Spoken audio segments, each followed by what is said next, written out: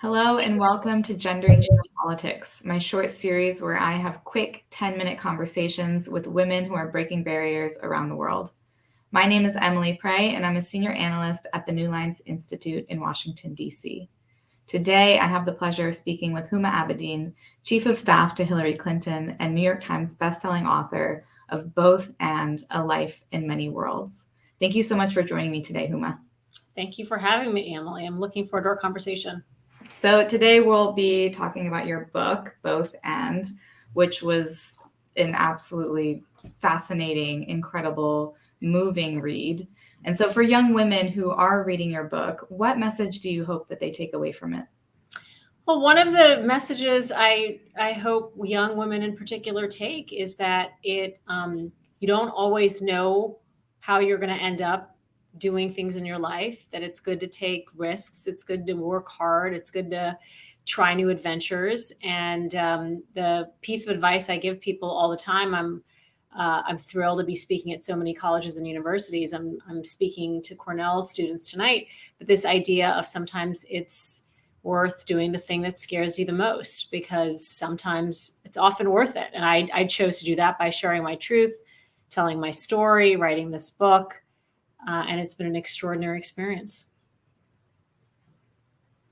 So you've had a front row seat to some of the most significant geopolitical and political moments of the last quarter of a century. What were some of the biggest lessons that you've learned? Well, some of the biggest lessons that I've learned is that sometimes the right thing to do is the hardest thing to do. That when you're facing difficult decisions, particularly for somebody like me, who was a staff person in two Democratic administrations. First, I worked in the Clinton administration in the 90s, and then in the Obama administration during his first term.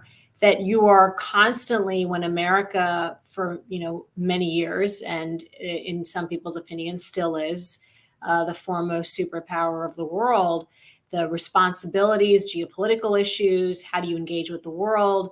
How do you engage when there's a conflict, as we're seeing right now in Ukraine?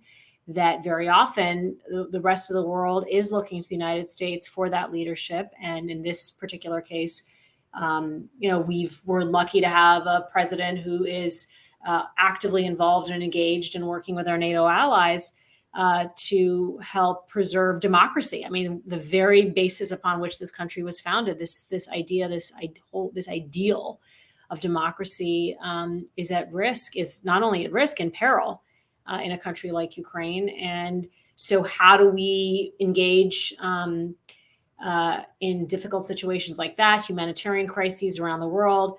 It's hard. You're not sure it's the right choice sometimes, but you have to go into it doing your research, understanding that you are on the right side and hopefully on the right side of history. And to be on the sidelines of that for a quarter of a century, as I was a really phenomenal experience. But a lot of lessons, I learned along the way. Some things were right. One of the first lessons I was taught when I started working in the White House in 1996 was make a decision.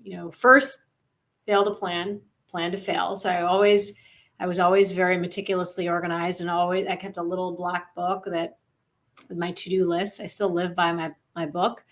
But also that, to succeed, you really need to have a plan and a mission in place. But then sometimes you just have to make decisions on the fly and just stick to it. Just make a decision. Don't be paralyzed by indecision. Sometimes the decisions are right. Sometimes they're wrong.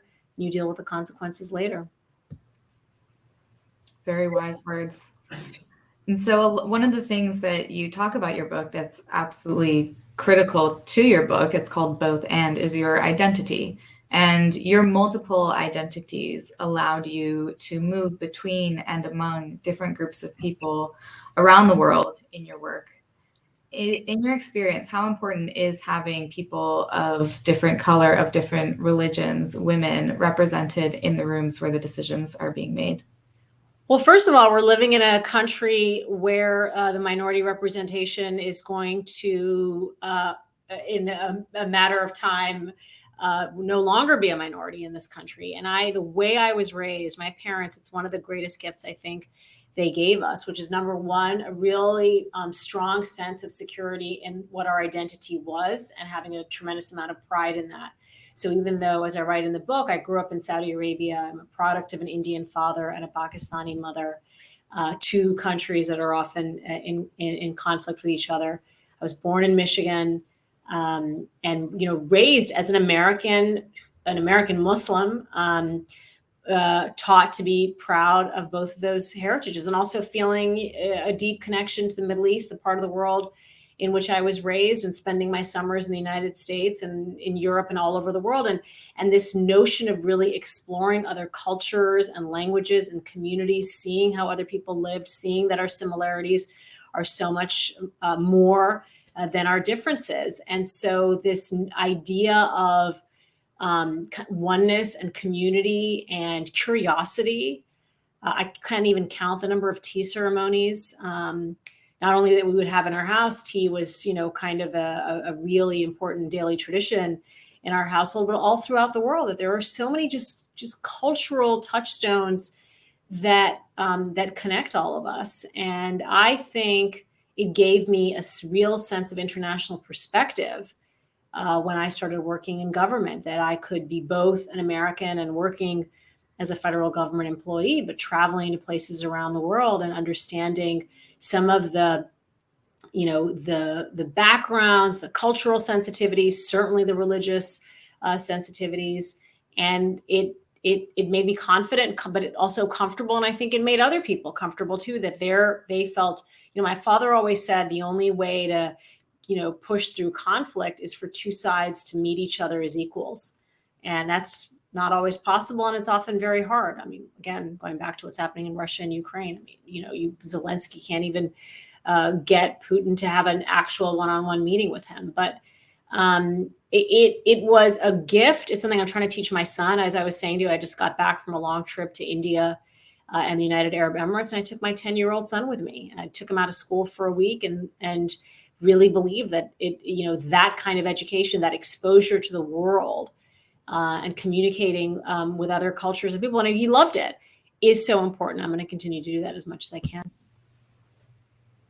And you truly were an asset to Hillary Clinton, to wherever you were going, because you were able to move so seamlessly and fluidly through different countries and different groups of people. And I hope to see more representation in our government and in different institutions as the years pass. At the end of your book, I want to talk about mental health, because that's a big part of your book. At the end, you write, "I have walked through fire and it didn't destroy me." I think by that point, I probably was tearing up. And mental health is a huge part of your story. It's a huge part of many people's stories. I'm frankly in awe of your courage to write the book in the way that you did, where you left no stone unturned and you were completely honest and vulnerable. So thank you for writing in the way that you did for all of us who are reading. How important is it to be aware of mental health issues, especially in this political climate where different groups of people are having their human rights infringed upon?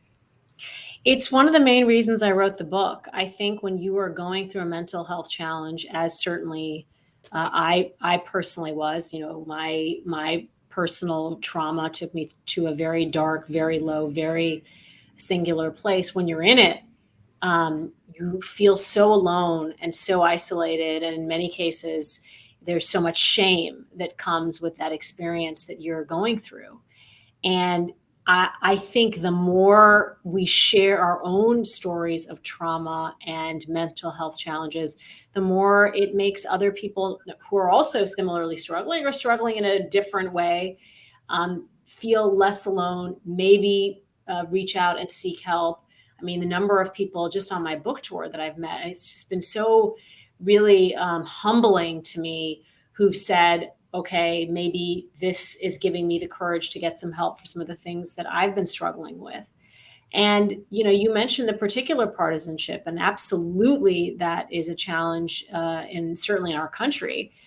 But even in this post-pandemic, even if, I'm not even sure we're in a post-pandemic world, but dealing with where we've been so forced to be isolated from each other, from our communities, from our family, that anxiety and depression and mental health, I mean, there are studies everywhere showing that these are issues, challenges that people are dealing with in record numbers. And that's something that, number one, we should talk about, and we should encourage other people to talk about. And it's why I really did, as you said, I didn't leave any stone unturned. And part of it was my therapy, in part, to write it, to put it down on paper, to share my truth, and let it go. Put the book out in the world and say, I am now done, and I'll continue to take care of my mental health. And when I need it, I go in and, see my therapist, and I always feel better when I leave, because in many cases, mental health is something that you're working on for the rest of your life. But for me, a big part of my PTSD, I was able to tackle and really overcome in a very fulfilling way in sharing my story in this book. Huma, thank you so much for joining me. Thank you for coming on Gendering Geopolitics.